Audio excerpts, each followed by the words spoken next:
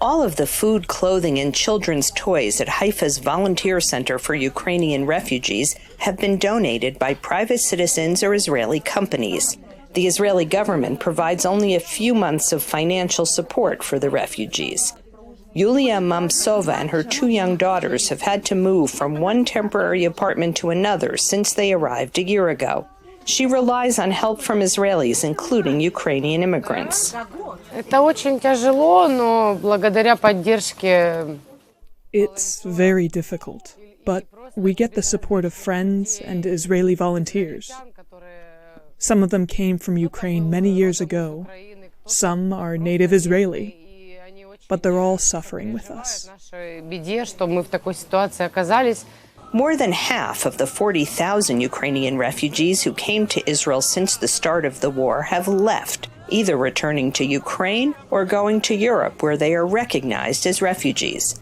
While anyone with a Jewish parent or grandparent can immediately receive Israeli citizenship, non-Jewish Ukrainians receive only tourist visas that are renewed monthly. They are not legally allowed to work, and those under 60 have no health insurance. Israeli government policy has left the refugees in legal limbo, say social workers from aid organizations. Their visa after a whole year of the war is still a tourist visa, which is very unordinary.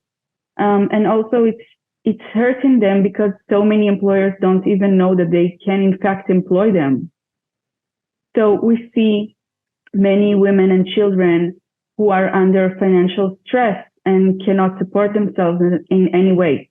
Olga Kartashova, the Haifa Refugee Center coordinator, says the center has 100 volunteers and serves more than 1,500 refugee families. She says the lack of legal status can lead to exploitation of the refugees. Because of the lack of the proper legal system for them here, they are extremely vulnerable to all kinds of discrimination and sometimes even worse. We do know that they are forced to work illegally or semi-legally, and the employers often they can use their situation and refuse to pay them. Most of these refugees say they want to go home as soon as the war ends.